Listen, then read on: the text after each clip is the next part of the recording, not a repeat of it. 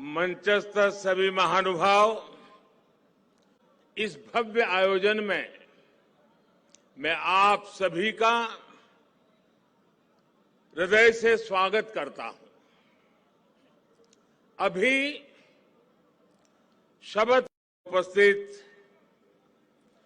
सभी देवियों और सज्जनों और वर्चुअली इस भव्य आयोजन में मैं आप सभी का हृदय से स्वागत करता हूं। अभी शपथ गुरु तेग बहादुर साहब के 400वें प्रकाश पर्व को समर्पित इस भव्य आयोजन में मैं आप सभी का हृदय से स्वागत करता हूं। अभी शपथ स्वागत करता हूं। अभी शपथ कीर्तन सुनकर जो शांति मिली वो शब्दों में अभिव्यक्त करना मुश्किल है। आज मुझे गुरु को समर्पित स्मारक डाक टिकट और सिक्के के विमोचन का भी सौभाग्य मिला है। मैं इसे हमारे गुरुओं की विशेष कृपा मानता हूं। इसके पहले 2019 में हमें गुरु नानक देव जी का 550वां प्रकाश पर्व और 2017 में गुरु गोविंद सिंह जी का 350वां प्रकाश पर्व मनाने का भी सौभाग्य मिला था। मुझे खुशी है कि आज हमारा देश पूरी निष्ठा के साथ हमारे गुरुओं के आदर्शों पर आगे बढ़ रहा है। मैं इस पुण्य अवसर पर सभी 10 गुरुओं के चरणों में आदरपूर्वक नमन करता हूं।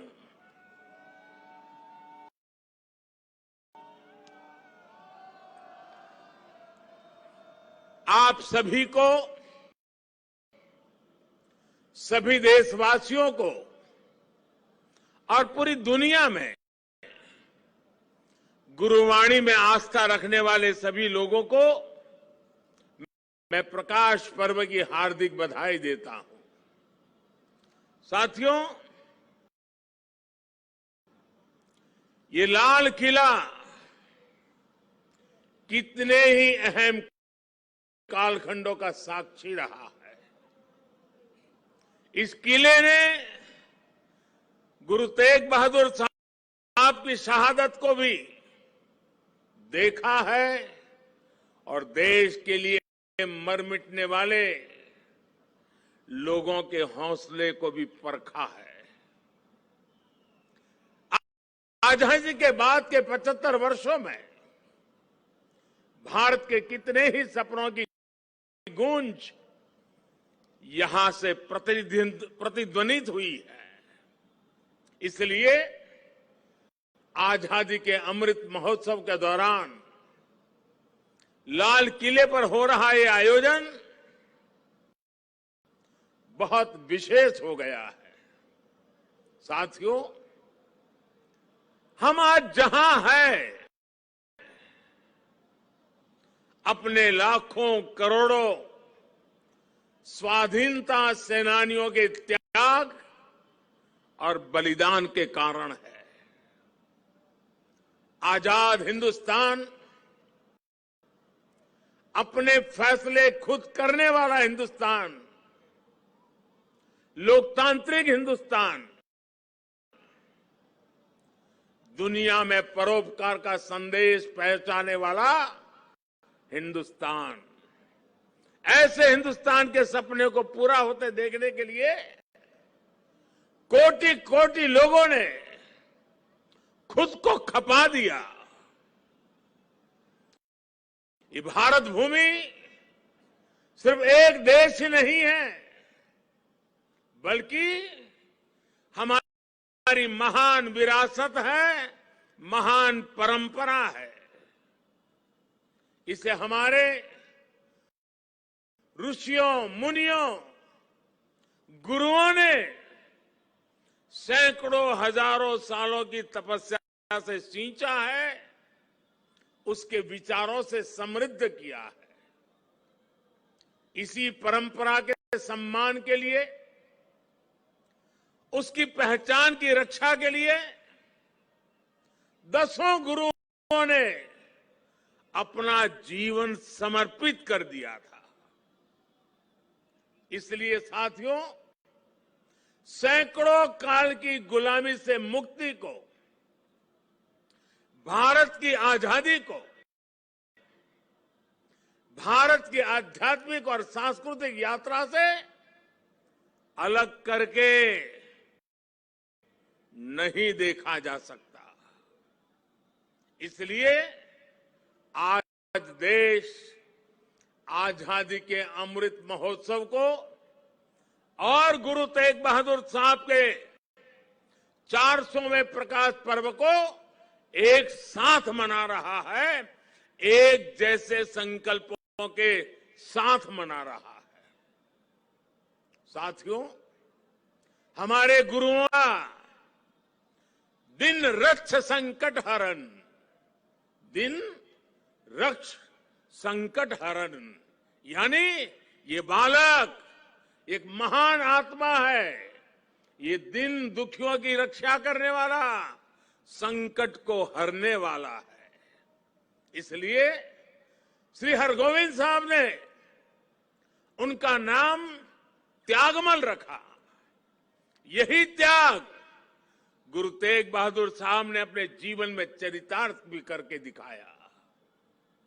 गुरु गोविंद सिंह जी ने तो उनके बारे में लिखा है, तेग बहादुर सिमरिये घर नौ निधि आवे धाई, सब थाई होई सहाय। अर्थात गुरु तेग बहादुर जी के सुमिरन से ही सभी सिद्धियां अपने आप प्रकट होने लगती हैं। गुरु तेग बहादुर जी का ऐसा अद्भुत आध्यात्मिक व्यक्तित्व था, वो ऐसी विलक्षण प्रतिभा के धनी थे। साथियों, यहां लाल किले के पास, यहीं पर गुरु तेग बहादुर जी के अमर बलिदान का प्रतीक गुरुद्वारा शीशगंज साहब भी है। ये पवित्र गुरुद्वारा हमें याद दिलाता है कि हमारी महान संस्कृति की रक्षा के लिए गुरु तेग बहादुर जी का बलिदान कितना बड़ा था। उस समय देश में मजहबी कट्टरता की आंधी आई थी। धर्म को दर्शन, विज्ञान और आत्मशोध का विषय मानने वाले हमारे हिंदुस्तान के सामने ऐसे लोग थे जिन्होंने धर्म के नाम पर हिंसा और अत्याचार की पराकाष्ठा कर दी थी। उस समय भारत को अपनी पहचान बचाने के लिए एक बड़ी उम्मीद गुरु तेग बहादुर साहब के रूप में दिखी थी। औरंगजेब की आतताई सोच के सामने उस समय गुरु तेग बहादुर जी हिंद दी चादर बनकर, एक चट्टान बनकर खड़े हो गए थे। इतिहास गवाह है कि वर्तमान समय गवाह है और ये लाल किला भी गवाह है कि औरंगजेब और उसके जैसे अत्याचारियों ने भले ही अनेकों सिरों को धड़ से अलग करा, लेकिन हमारी आस्था को वो हमसे अलग नहीं कर सका। गुरु तेग बहादुर जी के बलिदान ने भारत की अनेकों पीढ़ियों को अपनी संस्कृति की मर्यादा की रक्षा के लिए, उसके मान सम्मान के लिए जीने और मर मिट जाने की प्रेरणा दी है। बड़ी बड़ी सत्ताएं मिट गई, बड़े बड़े तूफान शांत हो गए, लेकिन भारत आज भी अमर खड़ा है। भारत आगे बढ़ रहा है। आज एक बार फिर दुनिया भारत की तरफ देख रही है। मानवता के मार्ग पर पथ प्रदर्शन की उम्मीद कर रही है। गुरु तेग बहादुर जी का आशीर्वाद हम नए भारत के आभामंडल में हर और महसूस कर सकते हैं। भाइयों और बहनों, हमारे यहां हर कालखंड में जब जब नई चुनौतियां खड़ी होती है तो कोई न कोई महान आत्मा इस पुरातन देश को नए रास्ते दिखाकर दिशा देती है। भारत का हर क्षेत्र, हर कोना हमारे गुरुओं के प्रभाव और ज्ञान से रोशन रहा है। गुरु नानक देव जी ने पूरे देश को एक सूत्र में पिरोया। गुरु तेग बहादुर जी के अनुयायी हर तरफ हुए। पटना में पटना साहिब और दिल्ली में रकाबगंज साहिब, हमें हर जगह गुरुओं के ज्ञान और आशीर्वाद के रूप में एक भारत के दर्शन होते हैं। भाइयों और बहनों, मैं अपनी सरकार का सौभाग्य मानता हूं कि उसे गुरुओं की सेवा के लिए इतना कुछ करने का अवसर मिल रहा है। पिछले वर्ष ही हमारी सरकार ने साहिबजादों के महान बलिदान की स्मृति में 26 दिसंबर को वीर बाल दिवस मनाने का निर्णय किया है। सिख परंपरा के तीर्थों को जोड़ने के लिए भी हमारी सरकार निरंतर प्रयास कर रही है। जिस करतारपुर साहिब कॉरिडोर की दशकों से प्रतीक्षा की जा रही थी, उसका निर्माण करके हमारी सरकार ने गुरु सेवा के लिए अपनी प्रतिबद्धता दिखाई है। हमारी सरकार ने पटना साहिब समेत गुरु गोविंद सिंह जी से जुड़े स्थानों पर रेल सुविधाओं का आधुनिकीकरण भी किया है। हम स्वदेश दर्शन योजना के जरिए पंजाब में आनंदपुर साहिब और अमृतसर में अमृतसर साहिब समेत सभी प्रमुख स्थानों को जोड़कर एक तीर्थ सर्किट भी बना रहे हैं। उत्तराखंड में हेमकुंड साहिब के लिए रोपवे बनाने का काम अभी आगे बढ़ रहा है। साथियों, श्री गुरु ग्रंथ साहिब जी हमारे लिए आत्म कल्याण के पथ प्रदर्शक के साथ साथ भारत की विविधता और एकता का जीवंत स्वरूप भी है। इसलिए जब अफगानिस्तान में संकट पैदा होता है, हमारे पवित्र गुरु ग्रंथ साहिब के स्वरूपों को लाने का प्रश्न खड़ा होता है, तो भारत सरकार पूरी ताकत लगा देती है। हम न केवल गुरु ग्रंथ साहिब के स्वरूप को पूरे सम्मान के साथ शीर्ष पर रखकर लाते हैं, बल्कि संकट में फंसे अपने सिख भाइयों को भी बचाते हैं। नागरिकता संशोधन कानून ने पड़ोसी देशों से आए सिख और अल्पसंख्यक परिवारों को देश की नागरिकता मिलने का रास्ता साफ किया है। ये सब इसलिए संभव हुआ है क्योंकि हमारे गुरुओं ने हमें मानवता को सर्वोपरि रखने की सीख दी है। प्रेम और सौहार्द हमारे संस्कारों का हिस्सा है। साथियों, हमारे गुरु की वाणी है, भय काहू को देत नहीं, भय काहू को देत नहीं, नहीं भय मानत आन, कह नानक सुनी रे मना, ज्ञानी ताही बखानी। अर्थात ज्ञानी वही है जो न किसी को डराए और न किसी से डरे। भारत ने कभी किसी देश या समाज के लिए खतरा नहीं पैदा किया। आज भी हम पूरे विश्व के कल्याण के लिए सोचते हैं, एक ही कामना करते हैं। हम आत्मनिर्भर भारत की बात करते हैं तो उसमें पूरे विश्व की प्रगति लक्ष्य का सामने रख करके हम करते हैं।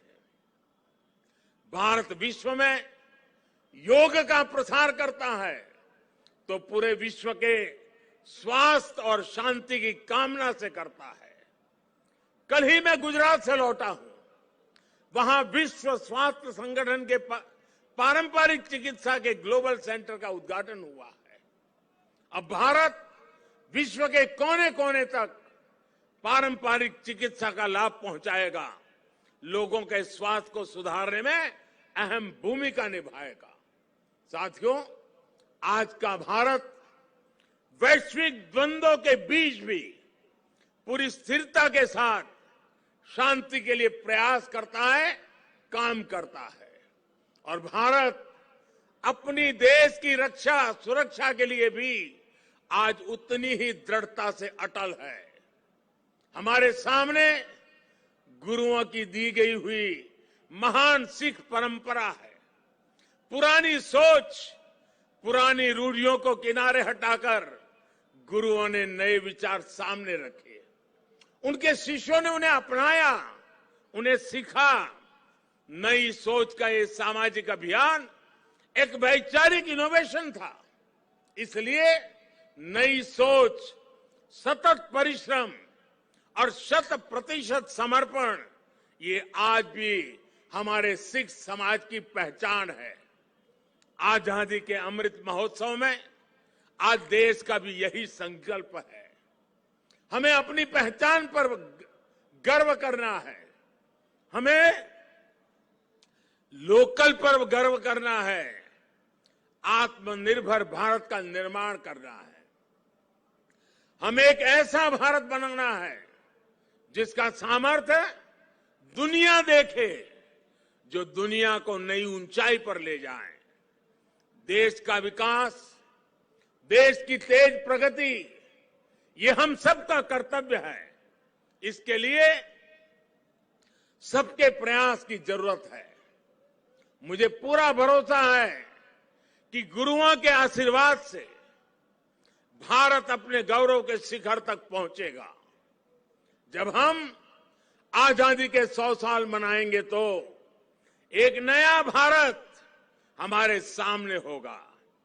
गुरु तेग बहादुर जी कहते थे, साधो साधो गोविंद के गुण गाओ, मानस जन्म अमोल कपायो, व्यर्था काहे गवाऊं।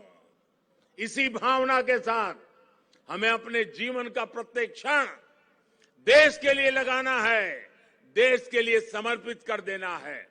हम सभी मिलकर देश को विकास की नई ऊंचाई पर ले जाएंगे। इसी विश्वास के साथ आप सभी को एक बार फिर हार्दिक शुभकामनाएं देता हूं। वाहेगुरु जी का खालसा, फतेह।